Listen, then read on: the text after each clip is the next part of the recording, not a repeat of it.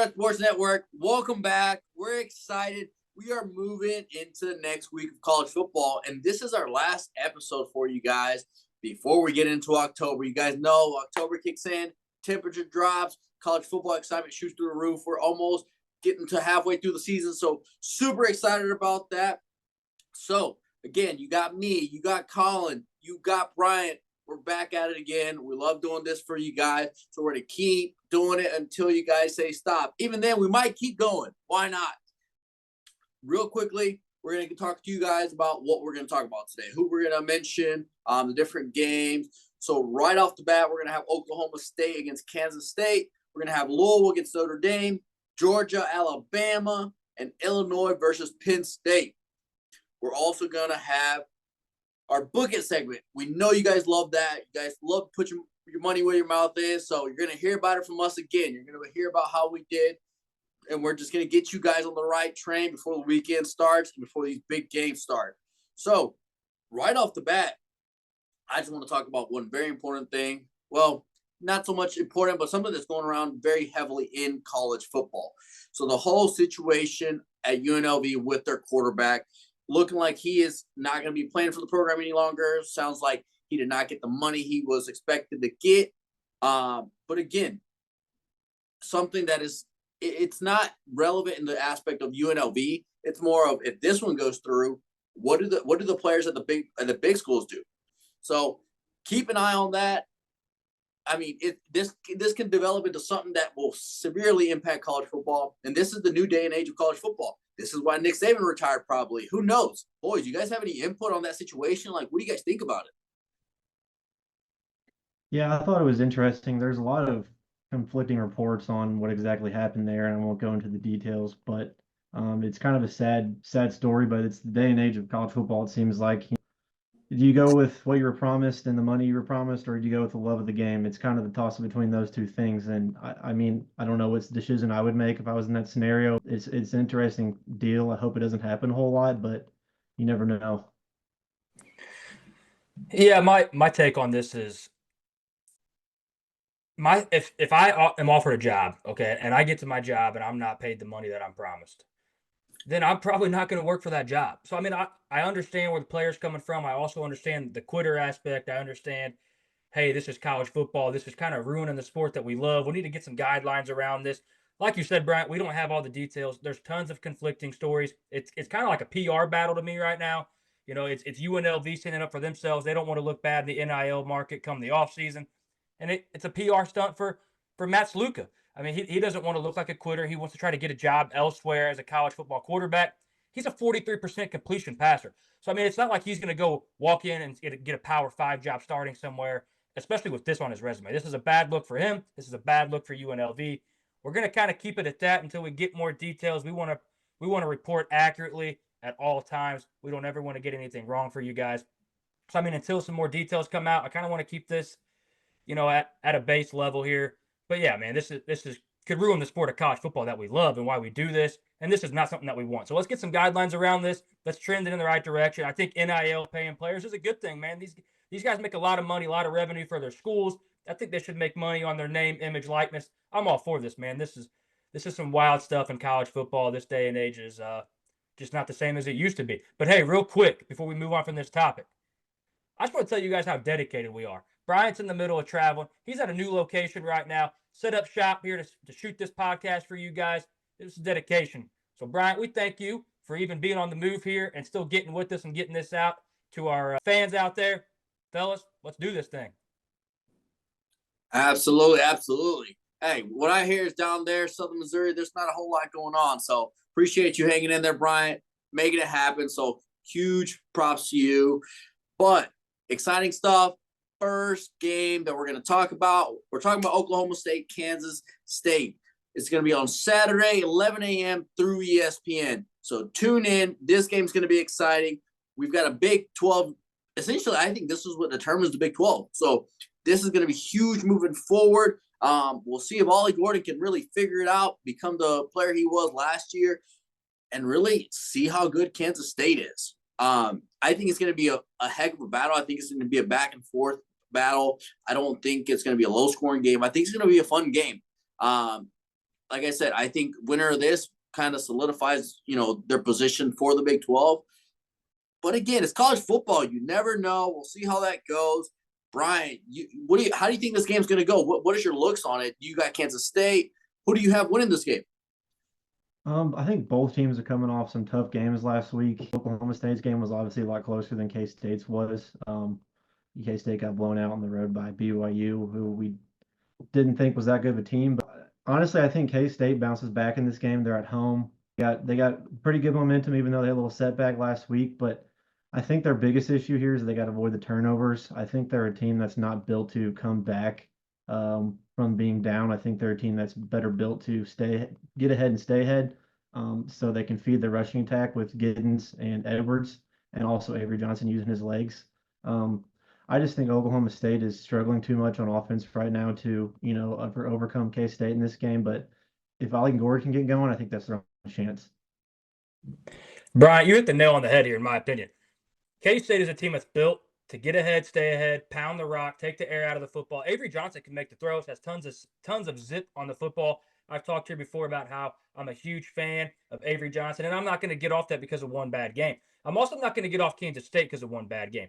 I don't know if many of you watched that game. That was a night game at Provo. We kind of reviewed that a little bit. Kansas State turned the ball over. I think BYU's longest scoring drive off turnovers was 32 yards or something crazy like that. Kansas State's a good football team, fellas. Oklahoma State, I think, is a good football team. I just think they have a lot of problems right now, and they got to get this ironed out. And Kansas State is going to be a tough opponent to be the get-right opponent. I mean, this is going to be really tough. We beat a dead horse here, I feel like.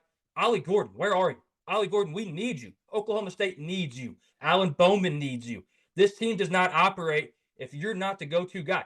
I understand your offensive line has got to hold some blocks. Get a push. It hasn't looked great. Let's get things going this game, Gundy. Mike Gundy, you are a better coach than this. Pound the rock with your best player. He's the best football player on the field, getting the ball early, often. Get the run game going early and often. Now, Kansas State does manage the run game fairly well. They held BYU under 100 yards last week.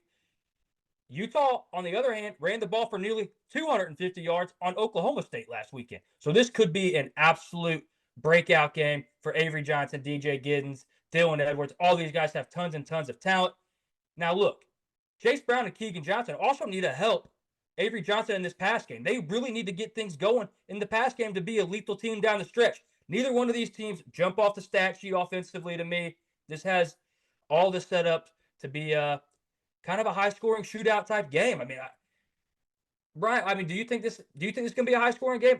I tell myself over and over I think it is, but then again, both teams are run-heavy and can really take the air out of the ball and move at a slow pace. But I just feel like they light the score sheets up. Yeah, I agree with you. I think both defenses are kind of struggling right now. I think it could be a high-scoring game because offensive line play is also being really bad for both of these teams. Like Ollie Gordon is averaging 0.9 yards for his first contact. So in the grand scheme of things, I do think this game is probably going to be pretty high scoring. I think it's going to be a classic Big 12 game with not much defense. And I do believe that K-State was going to be able to run the ball well. And like I said earlier, the only way that Oklahoma State has a chance to win is getting Ollie Gordon going, which they have not been able to do this season up until this point. Well, the crazy thing to me, too, is now I kind of feel like Oklahoma State's kind of caught out in the middle of a quarterback controversy. So that makes things just that more tough. Kansas State probably takes this football game if they avoid some turnovers here. Absolutely, Collin. You talked about it. I think if Kansas State can get their run game going well, I think if Kansas State runs the ball well, they win this game. I think that's really what it comes down to. Because their quarterback, he's a mid-level quarterback. I don't think he's amazing. He's not terrible, but he's just kind of almost a placeholder there. Hey, back off my boy Avery Johnson. He's young yet, all right? He's got loads of talent, loads of potential. I've raved and raved and raved. I've watched just about every Kansas State game, and the guy can make some unbelievable passes. I mean, him on the run, getting out of the pocket can be a problem. Man, Provo is just a tough place to play at night. I mean, we've said it multiple times. That is tough for any team. Something about that place, man. I mean, there's a reason BYU just beat Kansas State, and there's a reason BYU is an underdog going into Baylor this week. So it's just a tough place to play, man. That's why I think what we alluded to earlier, they got to avoid turnovers because if they get behind, I think Avery Johnson's starts to press a little bit, kind of like he did last week, kind of what we saw Dylan Raiola do in the Nebraska-Illinois game. They start pressing, try to make plays. He try to be the play hero ball, and it just does not work that well very often. That's a great comparison, man. I truly, truly, truly had the same thought in my head. It's that young quarterback effect, man. You get behind, you feel the pressure, a lot can go wrong, and a lot went wrong.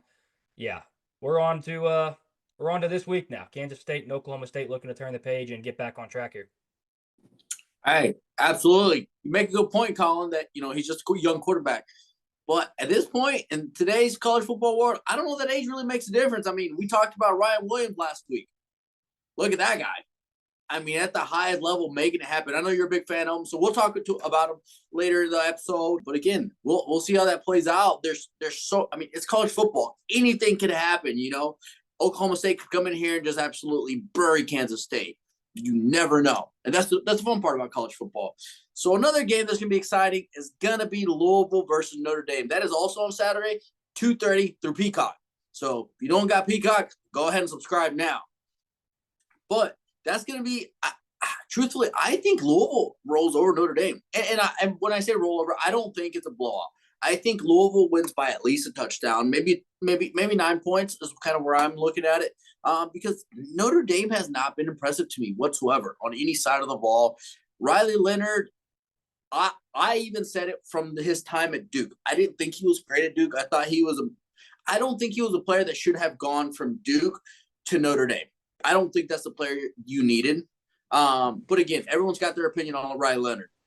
Well, it's time to start having the question if Marcus Freeman is missing in the portal at quarterback. I mean, I think the Notre Dame fans are getting so antsy already because the Sam Hartman experience didn't go like they were expecting it to. And now this Riley Leonard experience is kind of off to a bad start, in my opinion. I mean, they have one passing touchdown. We talked about this on this network before the season began.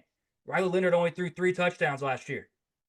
He is not built to air it out. He is not built to lead comebacks. Notre Dame has to get ahead, stay ahead. And they have a defense, Dave, where I'm going to go the opposite direction of you here. Notre Dame's defense is absolutely incredible. I mean, they're allowing 10 points per game or less right now on the defensive side of the ball. So this is going to make things really tough for Louisville and Tyler Shuck. Tyler Shuck's a really good quarterback, man. Louisville's a really good football team. We haven't talked about them much. We haven't gave them the credit that they deserve, probably. Fellas, I think Jeff Brown is one of the best coaches in the country. This is his second year in his tenure there. They were successful last year. We were all over the team total last year when nobody else was. The team total over, that is, I should say. Louisville's a good team. I'm with you, Dave. I think Louisville can go in and get this thing done at Notre Dame. I don't think Notre Dame scares them at all. I think the biggest thing for Louisville is they have to be able to push the ball down the field, lean on Ja'Cory Brooks. They have to be able to throw the football against this Notre Dame defense because I do think Notre Dame's defense will stonewall Louisville's offense. I think this comes down to if Jeff Brown can scheme some things up, scheme some guys open, and if Tyler Shuck can make the throws. So, Collin, let me ask you, do you think this is one of those games that's going to be a super low-scoring game? Just because, and here's why I also think Louisville wins the game. I mean, they're coming in 3-0. They're hot. Everyone's pumped, And when you're Notre Dame and you're 2-1 and they're 3-0, there is that level because they hear it. They hear that Louisville's actually cut pretty good. So everyone's kind of being aware that they're pretty good. Notre Dame, you're looking at yourself, you're like, I'm 2-1. Like, what if I go drop down to 2-2? I think that'll be crucial for Marcus Freeman if he. Well, I think to your point, I think they feel that pressure though. I think they feel that pressure of 2-2 riding on their shoulders. I think at 2-2, we could all speak here with the loss to NIU and a loss to Louisville. There's no shot they make the playoffs at that point. I already think they're out of it because the NIU lost, but that just solidifies it. So they have that much more pressure on their shoulders.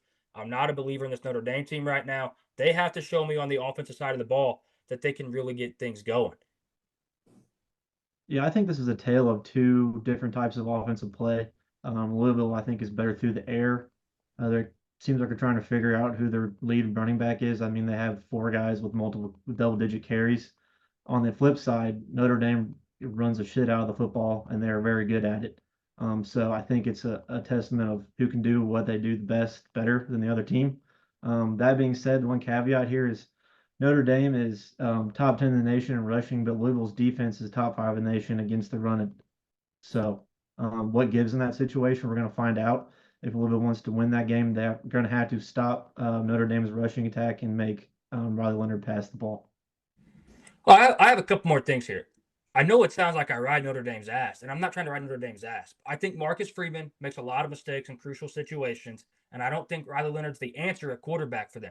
They need to push all their chips in on Deuce Knight, the 2025 quarterback recruit, blue chipper. They need to push their chips all the way in for him. He needs to come in. He needs to start next year. It looks like they might lose him to Auburn, so they need to try harder. You need to do what you got to do to get him in. That will help your program immensely. I just want to shout out. I am a fan of Notre Dame in a sense. You know, my boy Blake Groupie kicked there. Longtime family friends. Shout out Jeremiah Love from the St. Louis area at running back for Notre Dame. They got a lot of reasons why I want to cheer for them. And I do like Marcus Freeman. He just got to get some things right. Notre Dame's got to get some things right. The seat is heating up for him. They can't lose this one, Dave. They just can't. But to answer your question, yeah, it goes low, I think. Low scoring.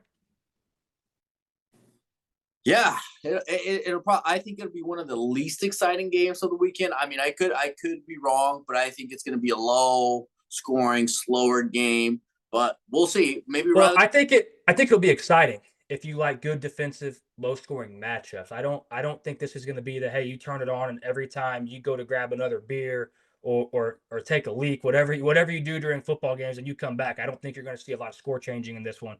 It'll be probably pretty stale, but it should be entertaining. Yeah, absolutely. I think it's one of those games where you're on the quad cam and you're kind of peeking at it from time to time just to see things. It's not the one you focus on. But a game that is going to be very exciting, I think, is the next game we got up. Illinois, Penn State on Saturday, 6:30 p.m. through NBC. I think that one's going to be huge because Penn State's coming in hot. I mean, they're good on both sides of the ball. They're just a solid team. Illinois is strongest on the defensive side. You also have their quarterback, Drew Aller. I mean, we'll see how that goes. I mean, I think it's going to be a very exciting game. And Penn State was already challenged by Bowling Green, and they didn't blow them out like everyone expected them to. And Illinois is coming in here undefeated. So I think it's going to be a heck of a matchup, and this is going to be one of the games that is fun. Who knows? Maybe Illinois knocks off Penn State. I think it's very possible, which, you would have asked me that at the beginning of the year, I would have been like, no chance. Penn State blows out Illinois. Yeah, this game is kind of shocking to me, at least from a Vegas standpoint. Right now, actually, Illinois is a 19.5-point underdog, which seems outrageous to me, but maybe Vegas knows something that I don't know. But when it comes to the game, I think both of the offenses are very similar. They do both run and pass well, and they take care of the ball. They don't turn the ball over. I really do think this comes down to a game of what defense can stop which offense. Illinois played good last week against Nebraska. So did Penn State in their game. So I think that's is what's going to determine this game. There's one thing to note that I read online doing some research for this game is Illinois plays a ton of man-to-man on the outside with one high safety, and Penn State has been elite at that this year and completing passes and running the ball against that defense. So I think if they can do that, they'll win. But if Illinois can keep playing that defense and stack the line against the run, I think they have a better chance to win this game too. So I don't understand why it's such a big spread. I think it should be a lot closer. I think both these teams are similar. Maybe it's the name thing for Penn State. Penn State's been good for a long time. I don't know, but we're going to find out on Saturday.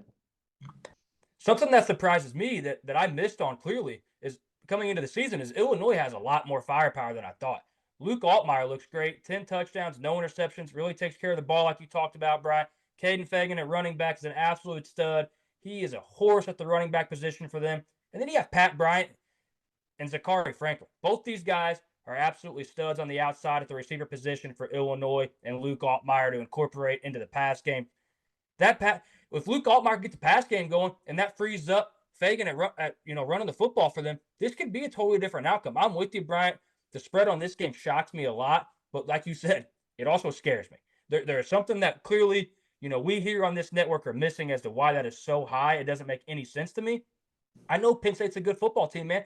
We told you here on this network before the season started, we think Penn State goes undefeated. I do think they really do run the table in the Big Ten, surprisingly. I don't think many people agree with me or us on that, but I'm going to stick to that. Drew Aller and Andy Kotelnicki, Drew Aller being the quarterback, Andy Kotelnicki being the new offensive coordinator there, that made a big change in my opinion. I think it really unlocked and unleashed Drew Aller. I think this is really where you can see Penn State really make that turn and get people to buy in. Tyler Warren at tight end for Drew Aller is an absolute security blanket. He's got 16 catches on the season with over 200 yards and a couple of touchdowns. He really helps Drew Aller. It helps take the top off because you have him underneath. I'm with you, man. I think whichever team can get more stops and force some turnovers in this game could come out on top. I think it's a monumental task for Illinois. But hey, I'm not going to doubt them. Illinois looked incredible against Nebraska. So this should be a fun one. This should be super exciting. I'm really looking forward to this football game. I'm not 100% confident on how this one shapes up. I can't even tell you if I think this is going to be high or low scoring. I think just buckle up for this one and enjoy it. Yeah, I agree. One thing to add, I think truly this game depends on how Penn State plays. I think they control their destiny in this game more than I think Illinois does. Is it the Penn State team that barely beat Bowling Green 2 weeks ago, or is it the Penn State team that demolished West Virginia in week 1 and Kent State last week? I think that's going to determine who wins this game. Absolutely. Hey, Penn State cannot sleepwalk into this one. You're 100% correct. Penn State sleepwalks in this one. They're going to find themselves getting punched in the mouth early, and then they have a deficit they're going to have to battle back from because Illinois is going to be probably pretty hot coming into this. They're going to be pretty fired up. But on the other hand, there's also always that, come down factor from a big win at Nebraska last week. There's always kind of that letdown factor there. So this game does have me a little nervous all the way around. I just can't wait to watch it. Truthfully, I think what is going to be the biggest difference is going to be, can Luke Altmaier go above and beyond? He's played well, but he hasn't played amazing, I don't think. I think he's made smart, great decisions. He's not doing anything, crazy. He's not doing a lot of contested passes per se. So I think it's going to come down to him because if he can handle the Penn State pressure and he can still deliver easy, comfortable throws, great. Keep rocking that out. But if they apply some pressure, he's got to get out of the pocket. How well is he going to be? Is this where he gets his first interception? Like he doesn't have one at this point. And this will be game 5. So that's pretty impressive at this point, from my opinion, looking at a quarterback that 4 games in, you have no interception. So I think it's going to come down to Luke Altmaier. And if he's going to play well, at least to give Illinois a chance to beat Penn State. Well, I think what might help Illinois a little bit here too is I think Penn State's got a couple injuries for their starters. I think maybe they have a guy in their secondary on the defensive side of the ball that's not going to be here for this one. But yeah, you're 100% right, Dave. Luke Altmaier has to make big time throws in this game. I think Penn State's going to dial it up on him, put him under some pressure, and Luke Altmaier has to prove that, hey, he's ready for these moments. He's ready to make these kinds of throws and win big football games. Absolutely. And speaking of big football game, the next one, I think everybody in the country is going to be tuned in on Saturday. It's going to be at 6:30 p.m. through ABC. Everybody's talked about it. Georgia versus Alabama. That is going to be over at Bryant Stadium. So, Georgia, you're coming into Alabama. And I think Alabama, and this is probably the first year where Alabama's coming with a chip on their shoulder, because a lot of people, think because Nick Saban's gone, because they've had some change of leadership, they're not the same Alabama they used to be. And truthfully, at this point, at the beginning of the season, I was kind of on the same page, but at this point, I think Kalen DeBoer has got them still firing on all cylinders, just like Nick Saban did. I have never had any doubts for Kalen DeBoer taking over this Alabama football team. Kalen DeBoer has been successful everywhere he's been. He just had Washington in the championship football game with less talent than what he has right now. This guy knows his X's and O's. I've had no doubts in Kalen DeBoer, period. I'm not saying he's Nick Saban because he's not. I'm not even saying he's Kirby Smart, but I've had 0 doubts in him. I think if Alabama drops this football game, all you're going to hear about is Kalen DeBoer this, Kalen DeBoer that. No, you will not hear that from me. I just don't think that can be any conversation whatsoever. We have so much to talk about this football game that I'm not going to just bore you away with my voice here. I'm going to say a few things, kick it back to Bryant, kick it back to me. We're going to go back and forth on this one. There's a ton to talk about. I think Ryan Williams, I don't even know if he was born yet the last time Alabama was a home underdog. I'm serious with that. I think that's a true stat. I don't think he was born yet, or he was less than 1 year old. It was 2007. I think he was born that same year. He's an absolute stud for Alabama. He is a difference maker. Jalen Milroe, where I think Alabama could have the advantage in this football game is I truly expect Georgia to constantly spy on Jalen Milroe, and rightfully so. But when you're spying on Jalen Milroe, that takes away another backer on the backside to cover up in the secondary. And I think Jalen Milroe is one of the best in the country, if not the best in the country, at finding explosive plays down to the deep part of the field. And I think he can do that this football game against Georgia. On the flip side of that, Carson Beck, I think, can pick apart this Alabama secondary. This Alabama secondary is pretty green. Hasn't impressed me too much just yet. There's a lot of guys running free in that secondary that other teams just can't hit because they don't have the time to get the ball out. So I think this game really comes down to a battle of the trenches. And I think I want to lean Alabama here. I think I really do want to lean Alabama here. Bryant, I'm going to kick it to you for a minute. Tell me what you think here. Yeah, very similar to what you think.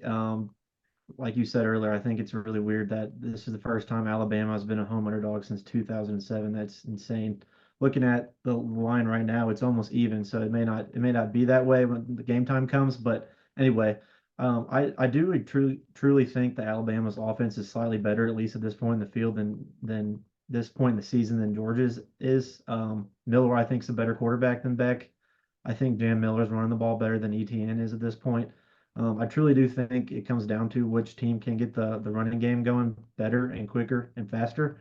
In this game, I think they have similar passing offenses. Miller is better at the deep plays, but I think Beck is better at managing drives consistently. That's just the way I see it. But I do think Georgia or Alabama's receivers are better. Ryan Williams seems to always be a playmaker there when he's readily available. Dominic Lovett on the Georgia side sometimes seems to disappear in the middle of games. So I think it's going to come down to who can get the running game going. Like Collin said, this game is going to be won and lost in the trenches. I think I think Georgia is really missing Brock Bowers, Lad McConkey. I have watched a lot of Georgia football, and I just don't feel like they have a true number one. That's no shot at Dom Lovett. I just don't think they have a true number one that when you need a first down and you need 7-8 yards, that you can just have him go get it. I don't think they have that guy right now, and I think they're a little lost because of that. Like you alluded to, Brian, I think Alabama is better across the whole entire field on the offensive side of the ball than Georgia is on the offensive side of the ball. And I totally agree with you that Carson Beck is better underneath. Jalen Milroe is better over the top. Jalen Milroe is obviously better at running the football. That unlocks a lot of things for this Alabama football team, especially at home. We don't have to tell you. You already know this place is going to be absolutely ape shit. I mean, this place is going to be bouncing off the walls. Mm-hmm. Alabama fans want this so bad because they want to prove that, hey, we're going to be okay without Nick Saban. We're going to make things work without Nick Saban. I think Ryan Williams has a huge game. I do think Georgia can generate a little bit of a pass rush, and that's where I really think this comes down to all on Jalen Milroe's shoulders. He's got to make some routine throws on top of the explosive plays. I think they are the much more explosive offense. Whichever team takes care of the ball in this one, man. I think this comes down. This is going to be tight.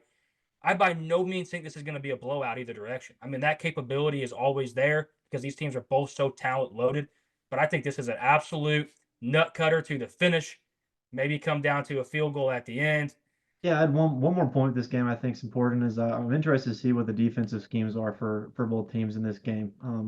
I think if Alabama can make Carson Beck make plays with his arm consistently and not, have the wide open receiver that sometimes seems to come across the middle of him a lot, I think that gives them a good chance. On the flip side, you mentioned earlier Georgia putting a spy on Milroe. I read a stat earlier when I was researching for this game that when Jalen Milroe has more than 3 seconds to pass the ball, he passes for over 75%. So if he holds the ball and can read the field, he is elite at carving defenses up. So if you're sitting there and spying, kind of like we talked about, the past 2 weeks with Mizzou when they were playing and they were spying and not getting any pressure and it wasn't working. If Georgia does that and tries to limit his legs, I think he's going to be able to carve him up on the passing game. So I'm interested to see what both defenses do and the coordinators in this game and how they scheme up for each offense. The Alabama rushing defense does scare me a little bit. I mean, I think they're averaging over 120 yards, allowing over 120 yards per game. And Nate Frazier and Trevor Etienne are a pretty dynamic duo out of the backfield for Georgia. So I like you talked about earlier in this, if Georgia can get the run game going early, that is absolutely massive for them and will help catapult them to a win in this football game on the road. Personally, I think it'd be awesome if this was just like a massive shootout, like 48-45 type game. That would be awesome. I can see this. I personally, for me, to that point, I see this being a higher scoring game than a lower scoring game, in my opinion. I don't know if that's your take or that's what you're wanting, but if that's your take, I'm all in on that with you. I do think both these offenses come out and have something to prove here. I really do. Hey, and real quick, you talked last week, Bryant, about this being a coming out party, not really a coming out party, but a Heisman coming out party for Jalen Milroe. And then we kind of circled it back saying this could be a Heisman coming out party for Carson Beck. Keep that in mind here. If you like Jalen Milroe right now to win the Heisman, you need to get it before this game, because if he wins this game and has just a mediocre to good game, those odds are going to be cut in half after this football. I think the Heisman frontrunner comes out of this football game as long as they play okay. Yeah, exactly. I think this is obviously the headline game of the weekend. Those two players are at the top of that headline. This could be the headline game of the season. I mean, in all honesty, I mean, could be. The only thing that I want to talk about a little bit and just play devil's advocate here. We've talked about how we love the 12-team playoff, and I do. I'm a huge fan of that. It gives us more games down the stretch that are competitive, high level. You know, you add more bowl games that are high level and competitive where guys aren't opting out. But this is one of those games where, you know, the loser isn't necessarily done. You know, this is where that 12-team kind of comes into play, where the loser's probably okay. And, hey, the loser of the Georgia-Alabama game's probably still going to find their way to the playoffs as long as the wheels don't fall off. Yeah, absolutely. You know, and I think my look onto the college football playoff with 12 teams at this point is exactly like George Collin. I'm thrilled for more games. I'm thrilled that, you know, there's not going to be as many opt-outs because there's a lot more to play for. But I think because it's so much more competitive, it's going to, you know, last year we look at Florida State get left out and how that was a big deal. Do you imagine how many teams are going to be left out that feel like they deserve that spot? You know, whether it be the 12th spot, whether it be 11th spot. Like, I think. Well, like we've talked about before, that group of 5 team, the best group of 5 team slides into the 12th spot. I mean, you have a 2-loss Power 4 school that's sitting at the 12th ranking, and then they're the first team out because a group of 5 team gets in over them. Yeah, man, that you're going to have a lot of pissed off fans, a lot of pissed off teams, players, whoever, coaches, administrations. Yeah, man, I think it could cause some problems down the stretch. But hey, let's just go into this first year as optimistic as we can. I'm excited as hell. I just think it does take away a little bit of the regular season games here. I think what it does too is leaving aside the fans. You know, fans are a big part of college football, but I think for the players, you know, let's say you're a junior, you're a senior, and you're looking to make that next leap into the NFL. You know, kind of like we see in college basketball every year in and year out. There may be guys that we've never heard about. The tournament starts, they have a heck of a tournament, and they end up going to the NBA because of that tournament. Then this could happen the same thing in the NFL. Let's say, for example, Collin, let's bring up Ashton Jeanty. We talk about him all the time. Let's say he just blows everybody out through the playoffs. He just has heck of a game. He could go from being like a late first rounder to, you know, maybe one of the top 20 spots. You know, and that's, you know, not. We said it here before that running backs aren't known to go in the first round of drafts anymore. But man, if I've ever seen a first round running back talent in the past few years, it's that guy. And to your point, I love that take. I mean, let's say a Boise State does get in, and Ashton Jeanty has ran, you know, really well against a top-tier Oregon team, and then they go in and play a top-tier Power 4 school, and he runs all over them too. Yeah, he's absolutely solidifying his spot in the first round of the NFL draft. I totally agree with you. That does make it fun. But hey, man, we've got a ton more games to talk about this weekend because this is an absolute banger weekend, in my opinion. This is awesome. All the way down to group of 5 games, Power 4 games. This is a ton of fun this weekend. Yeah, absolutely. We have, you know, we kind of hit very heavily on these previous couple games, but the next game we're going to talk about, they're going to be good games too. But again, we don't have, you know, there's just not the time to talk about every single game. But the first game we want to talk about is Virginia Tech, Miami. I think that's going to be a huge one. I think go ahead, Dave. I think this very heavily is going to, again, kind of like an Alabama-Georgia game, is going to affect the Heisman race. You know, Miami, I think, is going to beat Virginia Tech, but we'll see. We'll see if Cam Ward can solidify his spot, or does Milroe take over his number 1 spot? Who knows? Yeah, man, absolutely. And I love Cam Ward. I think this whole network loves Cam Ward. This game's going to be on Friday night. Cam Ward can continue to build on that Heisman resume. Virginia Tech defense has been less than impressive this season, especially with this many returning starters. What an absolute letdown for them. But hey, like Dave said, we have tons of things to cover. Me and Bryant are just going to kind of roll through this, give you about 30 seconds on each game. We're going to bounce back and forth. The next game we had to talk about, Minnesota, Michigan. Bryant, tell me what you got here. Yeah, Minnesota played a decent game last week, but Michigan, I felt like, kind of jump started their season back to where they thought they would be in week 4 with a big win over USC. Can they keep it rolling? Can they get some sort of passing offense that has been zero all season? Can Alex Orji keep the run game going, and can he keep his momentum that he built last week? The other game that's going to be exciting is going to be Kentucky Ole Miss. What do you think, Collin? How's that go? Kentucky has shown a flash where they can look pretty good. I mean, they absolutely hanged and banged with Georgia, and I really think Kentucky probably should have won that football game. Georgia was really off. But Ole Miss generates tons of pressure on the defensive side of the football. I think they get home to Brock Vandergriff and this Kentucky football team all game long. I think Jackson Dart picks apart Kentucky's defense. I got Ole Miss off to the races here. All right, Bryant, I'm going to ask you about this next game. I'm excited. I had a hot take on it earlier this week. Auburn, Oklahoma. What do you think about this, Bryant? Am I just crazy to have Auburn winning this, or what do you think? Because I think when I first said it, Collin was a little bit concerned. He was like, no way you have Auburn taking Oklahoma. But what do you think, Bryant? Yeah, I was a little shocked too, honestly. But I mean, Vegas seems to think that right along with you. The game's almost even. I think Oklahoma's reeling, from their loss last week to Tennessee. I think they thought they'd play better, but welcome to the SEC, I guess. They're also struggling with injuries right now. Oklahoma is, but Auburn hasn't played that well this season either. But Auburn is no easy place to play. I mean, we saw it in a few games last season. I mean, they almost beat Alabama when they weren't very good last year. So I think this game's going to come down to who basically, I think it's going to come down to the turnover game, kind of like we talked to in a few of the games earlier. Who can handle the ball better, who can play better and more efficient on offense. Hey, real quick, I do have one thing to say on that. Dave, I'm riding with you on this Auburn pick. I think you might know some shit here. You're onto this. You were onto this early. Oklahoma looks awful. And hey, Jackson Arnold, he's transferring out.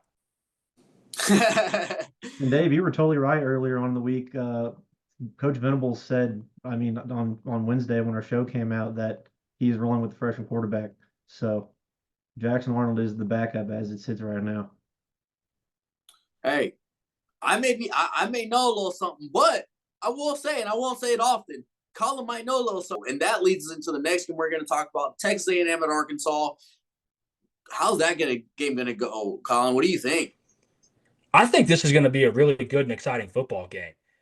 Arkansas has really, really, really impressed me thus far. I'll be honest, I thought there was a real good chance Sam Pittman was gone by now. So him hanging around this Arkansas team, they're playing for him. They look good. Bobby Petrino in the building. I thought when Sam Pittman made that hire that he probably hired the guy that was going to get him fired by week 3, 4, 5, and he's going to take the head coaching job away from him, fill in his interim. But hey, Arkansas, Jaquindon Jackson has looked absolutely electric at the running back position.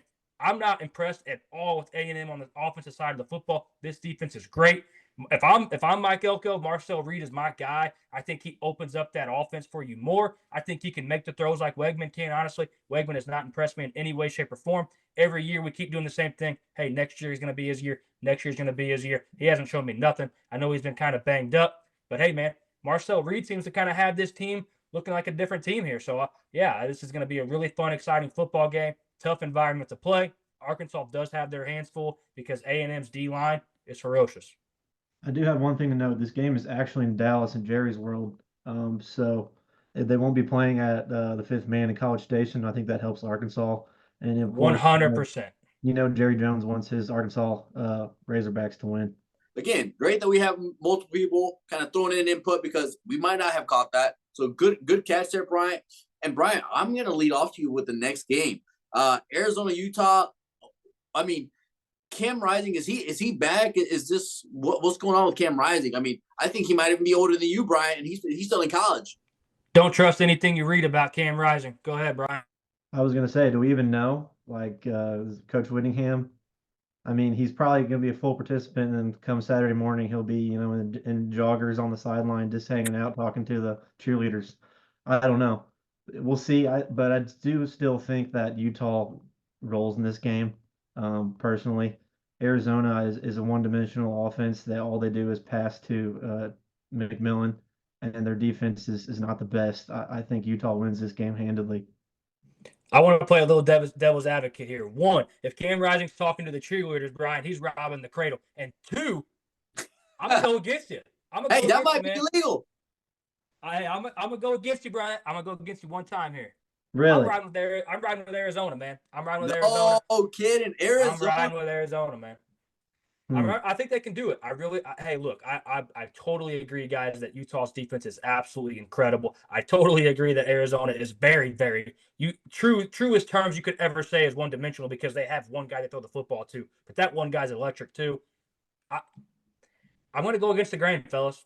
I'm going with Arizona here. No, I can see it, and I can see it, kind of, but I just think that Utah's defense is going to bottle up McMillan, and I don't think he's going to be able to get as open as he has in previous weeks. But you never know. We I could also thought, totally. we also thought K-State was going to roll BYU last week too. So I can totally see that, man. The Big 12's fun. Big 12's yes, fun as shit. It's the People's Conference, man. Tune in. You will always have games on that conference. Man, speaking of people's teams, conferences, the next game is going to be exciting, and I'm glad I'm sending it right back to you, Collin, because it's something that I think his name might come out of your mouth more than your kid's name. Washington State playing Boise State. Ashton Denty, is he going to show up? Tell you what, if Ashton Denty can help Boise State win this game, I will move him into my number 3 spot at Heisman. I will move him into my number 3 spot. Go ahead and move him up, pal. Go ahead and move him up because if Boise State wins this football game, it's going to be because of him. It ain't going to be because of Maddox Madsen or I already forgot the quarterback's name that was supposed to start there that Maddox Madsen beat out. Boise State impresses me with Ashton Denty, and that is it. I'm going to shock you here, man. I'm going to go against the grain again. I think Washington State wins this football game. I think John Mateer is an absolute stud replacing Cam Ward. I think he is very overlooked. Washington State is overlooked. Washington State has so much to play for being left behind in the Pac-12. There's only 2 teams there. They're trying to rebrand the Pac-12 right now. They are the face of the Pac-12, and they have tons to play for. They want this game as bad as they want any football game. I'm going Washington State. John Mateer, don't let me down. But, hey, Ashton Denty, please run for 200 as well. yeah, I think Boise State's probably the better team here, but like you said, I think Washington State has a little bit more to play for. Like you said, the Pac-12 and all that, but they've been in some close games. They're pretty much battle tested already. It seems like this early in the season. So I think that those games, those close, tight-knit games that they've been in, will definitely help them in this game. And I think they do have a chance to pull this one off. Absolutely. Hey, I hope I'm pushing that into my number 3 spot, but we'll see. I'm not going to hold us back any longer. Let's move into the exciting part. A good portion of you guys are, big sports bettors, so you guys like to hear about this next segment. Book it. We talk about it. We'll give you good information. Last week, we went 4-5, so not where we wanted to be. But again, it's betting. It's a risk. If it was safe, everybody would do it. So. Well, hey, real quick, I want to break down these losses. I'm pissed off. I was pissed off last week. We went 4-5 in back-to-back weeks. That's unacceptable. We talked last week how we felt like we probably should have won 3 or 4 of those 5 losses. I almost feel the same way this week. Now, the K-State -6 never had a chance in hell. I say that. It had a chance in hell in the first quarter when K-State drives on the field their first 2 drives but gets held to a field goal because of holding calls. I hate that shit. Don't hold. Just don't hold. Or don't throw the flag on every play that there's holding, or just keep it in your pocket. Hey, K-State spiraled. That one never had a chance. LSU team total missed by 1.5. We couldn't get 1.5 more. Come on now. Michigan State USC, we had under 45. Will Johnson, when he had that pick 6, I texted Bryant and Dave on the queue. We just lost that under. That pick 6 just killed us. When you have an under at 45, you cannot afford to have special teams touchdowns or defensive touchdowns. That killed us. Mizzou team total over 35.5. Just an awful football game by Mizzou. Let's not take it lightly on them because we like them. Awful football game. 3 missed field goals. All kinds of points left on the board. Flush it. On to the next one. We love a bye week because we can't lose that one. Boston College -6. Missed by 2 points, man. We were right here on everything. We were in every one except Kansas State. Hey, we're going to turn the page this week. We're on to some dubs. Yeah, we were, just very close to 8-1 last week. And Yeah, man, we were right there. besides K-State, I mean, Mizzou tried to make it to go to overtime and get the over on points, but When that went to overtime, I was gonna shit if we backdoor covered and yeah, over from overtime. that's just book it segment. You know, it always seems like something random happens when you're on it, and when you're not on it, it seems like it always hits. I don't know, it just seems how it goes. But It is, man. When you get cold, you can't buy yourself one. And when you get hot, you could bet on you you could can bet bet on on badminton and start Chinese hitting. basketball. I've done that You before. start hitting. Yeah, you get hot, man. You just ride the wave. You just start slinging them. You don't care. You're just throwing darts at the board. You're spraying it. And hey, we're trying to try to get hot for you guys right here. No better time. We got a great weekend. Absolutely. So, going off of that, we're going to lean into this week's bets. What kind of what we like. Just from looking at what the couple weeks have gone by. But the first one we've got is Kentucky at Ole Miss. That's going to be 11 a.m. through ABC. Collin, what does that game look like? Hey, man, Ole Miss comes out, makes a statement early, and so that they don't struggle with Kentucky like Georgia did. So we're going to go ahead and wrap up Ole Miss first half -10. Bryant, what Book are we it, going to do, baby? book it. Let's go. Next, we got Navy at UAB, 11 a.m. through ESPN2. What do we got on that? Hey, UAB has been awful. Navy has been hot. Total vibes here in this football game. Service Academy boys, come on. Navy -3.5. Dave, what you like here? Book it. Let's go. Hey, we might be the only ones watching this game, but we're gonna hit it. Oh, yeah. Hey, tune into this football game. Support your service academies. Let's go. America, that's what we like to talk about. You damn right, Dave. We want to talk about America. We like Navy. We like Army. Army's on right now, kicking the dog shit out of Temple. We would have locked that one up for you with Army, but hey, we would have looked like liars. But let's go. Next, we've got Arkansas at A&M at 2:30 p.m. through ESPN. Who do we got? What do we got? I think both of these teams actually run the ball quite a bit. I think they try to slow it down a little bit. I'm way more impressed with the rushing attack from both teams than I am the passing attack. Arkansas can kind of air it out a little bit, but hey, A&M's defense can generate tons of pressure in the trenches. A&M's offense has not looked spicy at all. We're going to go ahead and lock up Arkansas, Texas A&M under 52.5. Bryant, tell them what we're going to do. Book it. Next up, Liberty at App State at 2:30 p.m. through ESPN Plus. Liberty looking to secure that 12th spot. Collin, what do we got?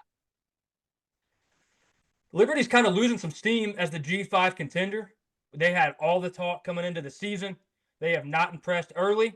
They've kind of hit their stride in the second half of this last football game. We talked all season so far and preseason about how App State was going to be Liberty's toughest opponent. And for Liberty to secure a spot in the playoffs with the 12th seed, they are going to have to make it a statement in this football game. Liberty -3.5. We're going to book that shit. Next game, I kind of choked a little bit as I was looking at our notes because we've got Iowa State at Houston at 6 p.m. through FS1, and all we have for Houston is Houston sucks. So, Collin, what do the odds look like for this? Hey, man, you said it. Houston sucks, and we don't care about the rest. Iowa State -13.5. We like Iowa State here. They can beat Iowa. They can beat the shit out of Houston. We're going to go ahead and we're going to book it. Oh, man. One of the games that's probably going to have the most bets on it is going to be our next one. Georgia at Alabama, 6:30 p.m. through ABC. We talked about it. Probably going to be a high-scoring game. So, Collin, what is our bet for this game? Hey, man, it's a prove-it game for both these quarterbacks. They both want to win the Heisman. They're both here to impress. They're on a national stage as big as it gets. They know the whole entire globe's tuned into this one. They're going to let this shit fly. Georgia defense going to be spying on Miller like we talked about earlier. Alabama secondary is a little green. This opens up everything deep for both teams. Georgia, Alabama, over 48. I don't have a doubt on this one. We talked about it earlier. Hey, Bryant, tell them what we're going to do. Hey, a bold take. I think this thing hits for the middle of the third quarter, but we're going to book it. Let's go. I was going to say the same thing. I was going to say over by the end of the first half, but hey, we'll take third quarter overs. We'll take sweat free. Book it, baby. Book it. That's a 5-star. Is that a 5-star lock? Are we gonna 5-star lock that? Is that a Are we gonna mega have our whale? first 5-star lock of this? That's a mega whale 5-star. Lock that shit up. Put the house payment on it. Let's go. Going from Alabama, now we're going to talk South Alabama at LSU. This is at 6:45 through the SEC network. What does this game look like? Neither team has a defense. That's what it looks like to me. I think South Alabama scored like 87 points a couple of weeks ago. I think LSU can score points at will. I don't think South Alabama slows them down. Hey, it's high. Let's ride. South Alabama, LSU, over 65.5. And hey, we're going to go ahead and book that shit too. Hey, let's book it. Lock it in. Make it happen. Another game is going to be very exciting. Washington State at Boise State. This is the late one, 9 p.m. through FS1. What is that? How's that game going to go? Is Ashton Jensen going to make it happen? What does that look like? Hey, I told you earlier, Dave. I think Washington State gets this one done. So if you're going to give me 7, 8 points, whatever that line's bouncing around back and forth to, we're going to go ahead and lock up Washington State +7, +7.5, +8, whatever you give me, 7+. We're going to take it. John Mateer, prove it game, baby. Show them what you got. Absolutely. Hey, real quick. I do have 2 games I'm going to fire from the hip. I don't know if Dave and Bryant are going to necessarily agree with me on these, but I'm going to fire from the hip real quick on these because I think both these teams can get it done. The first thing we're going to take, Illinois team total over 13.5. Hey, we're not going to tell you to book it here on this one. We're just going to go ahead and say, I think we might take this one too. So if you want to follow us on that, follow us. This is a little sprinkle action that Collin's going on here. A little sprinkle action. This is a little sprinkle. When you get a little cold, you start spraying the chart. You start throwing darts everywhere, like I talked about earlier. When you get hot, you spray the chart. When you get cold, spray the chart till you find it. Illinois team total over 13.5. Now, the second little sprinkle we got here, the little sprinkle. Clemson first half -12.5. Stanford's horrible. I don't care what any. Stanford is not good to me. Clemson has found their stride. They are now trying to prove to everybody that what happened against Georgia, they just weren't really ready. Cade Klubnik hadn't found it yet. And every time we turned around last week, they were lighting up the scoreboard. I think they keep doing it. I think Dabo Swinney is pissed off at the world. I think Dabo Swinney's pissed off at people like Bryant, Dave, and myself for dogging on him for not getting in the portal. He wants to prove that he can win it with his dogs. He's dedicated. He's determined to do it with his guys. And I think they kicked the dog shit out of Stanford in this football game. So go ahead, sprinkle that one. Clemson first half -12.5. Hey, Dave, Bryant, you guys like it? Tell the people if we want to book it. If you don't, that's cool too. But if you want to book it, let's book it. Hey, just book it. We take risks around here. We're not playing it safe. What do you say? Hey, what do you say every week, Dave? Scared money don't make that money, baby. You ain't gonna make that house payment playing scared. You ain't gonna make that house payment playing scared. Come on. The problem is we already put the house payment on the over in the Georgia-Alabama game.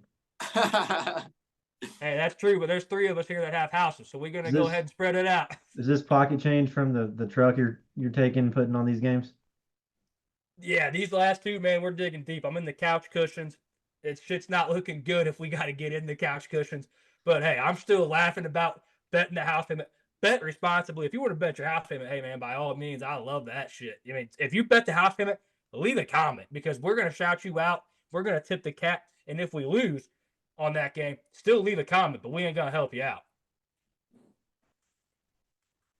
Collin, talk to us about Jalen Milroe. What do you got with him? I like his rush yard. I can't find it anywhere. I just have this down on the table to talk about. Jalen Milroe's rush yards. I want the over. This is another one of them sprinkle deals. If I could find it somewhere, I want it. I think he's a huge factor in this football game. Legs, arms. It opens everything up if he can get the run game going early. And, hey, man, Jalen Milroe rush yards over. If you can find it, drop it in a comment for us. We'll drive across the state lines, go looking for it. You tell me where it's at, I'm going to find it. I'm going to look and see what that is, actually. That's very interesting. I got it pulled up right here. Did you find it? Rushing props. We're going to make a drive in the morning, aren't we? We're going to make a little. Milroe, his over rushing yards is 42 plus. Woo! Woo! We got a little double down. Plus. We got a little double down, 2-game play in the same game. Parlay that Alabama Georgia over with Jalen Milroe rush yards. Parlay that up. Let's go. I got my hat sideways. I'm all flustered with this one. I can't wait for this football game. Well, gentlemen, the next one we want to talk about, we always talk about on our episode, is what are our significant others, our spouses, our lovers, whatever you want to call it. Let's see. Let's go with Bryant first. Bryant, hang on, Dave. Hang on. We're going to address something right now. You came to us with another wife's pick from Colorado. Bryant and I told you to, hey, turn that ass around. Go talk to her again because, hey, we're done with Colorado. We're moving on. So I want you to tell us what your wife picked, actually, since we finally got you away from the University of Colorado. Yeah, Dave, what'd you come up with? Yeah, people that know me know that I can convince you to do very many things. So I convinced you guys already on Auburn, Oklahoma. So I had a talk. I explained the situation. I said, hey, Auburn's a team. They're them dogs, So she's got Auburn plus 2.5. So I think it's gonna hit. I think it's gonna be good. You chicken shit. I thought y'all were taking the money line. To tell you the truth, I'm comfortable with the money line. She, on the other hand, is a more conservative person, so I think that's why she played it safe. You know me. Auburn turnovers will scare the hell out of anybody. I don't blame you. Hey, I would have had the money line. I may still, have the money line. We'll see how at the end of the day, maybe into the afternoon tomorrow goes, and I may be going for that. But Brian, going back to you, what you got for us? Yeah, the old lady must have been listening to me, wonder why this game line was this bad all week. And she was like, you know what? I like the Illinois plus 19. So that's what we're rolling with. Illinois plus 19. I can get on board with that, I think. But hey, my wife picked, and I love her analysis on football games because it's absolutely none. She kind of points, and wherever it kind of lands is where we roll with. But she knows that I like the Oklahoma State Cowboys. And she took Oklahoma State Cowboys plus 5. I like it. I'm going to be honest with you. I ain't going to drive across state lines and put it in for it because I don't like it that much. But I would lean that direction if I had to lean on this football game. So, hey, hats off to my wife, Paige, on the Oklahoma State plus 5 pick. She might be better at this shit than I am. Hey, listen, boys, speaking of being better, you guys know us. We don't sugarcoat nothing. We're going to give it to you how it is. We told you guys we were 4-5 last week. The old ladies might have a better winning percentage after this week. Who knows? We're gonna have to. I don't know, man. I don't know because Bryant's girlfriend and my wife last week both were on that Georgia Tech game pretty heavy, and what a swing and a miss by them on that one. So we're gonna go ahead and fade them for now. Absolutely. But again, thanks for tuning in. As we grow, as we've already talked about, those of you who have followed us on social media, we have expanded. We're still the same guys, just adding more people, good people we know, people that know sports well. So we're going to be kicking it off with NASCAR. We already got that rolling. We got NFL rolling. We're also going to kick off MLB. We're also going to be talking some college basketball.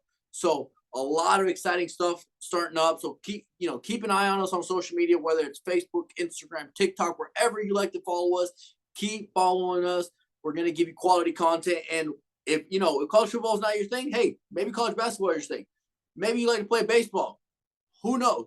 Follow us. We're going to try to keep growing as a network because, again, we're just your average guys talking sports, and we love it. We enjoy it, and we're going to make sure it's quality content. So stay with us. Appreciate all of you guys that interact with us through Facebook, Instagram, all the social medias, whether through a comment, a like, a share. Keep doing it. Keep helping us grow. We love you guys. And I'm going to kick it off to Collin. He may have a couple words for you guys to finish us off. But again, we're going to keep expanding, but we're still the same good people you know.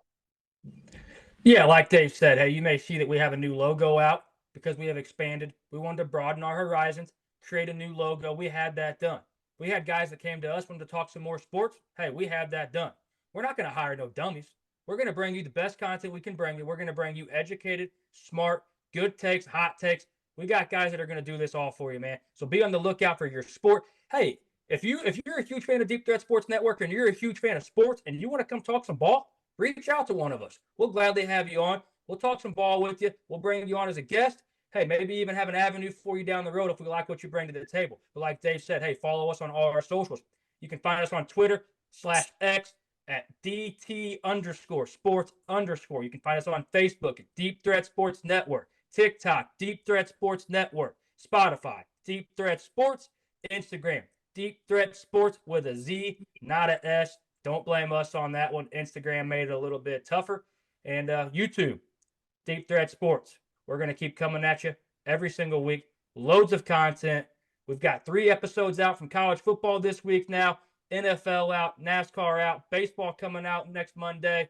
We're getting after it for you guys. We're getting deep in it, so you guys don't have to. Bryant, you got anything? Yeah, just tell everybody, tell your friends, like, subscribe, tell your neighbor, tell your dog groomer, tell everybody, we're going to keep growing. We're going to keep providing good content for everybody and keep expanding, trying doing the best we can to, elaborate on our thoughts and ideas on each and every game and each and every sport. So keep following us and keep supporting. We appreciate it. Hey, I've seen Airbud. You can make an account, a Google YouTube account for your dog. Mm-hmm. I mean, we were betting on the Timberwolves for the Airbud basketball team back in the day, -3.5 week after week. That was our wagon back when we were kids. Make your dog an account, like Brian said. Follow us with your dog. Hey, whatever it takes, baby. We're going to be here week in, week out, providing you guys with what you need. Until next time, that's Dave. That's Bryant. Follow us on our socials. I'm Collin. Peace.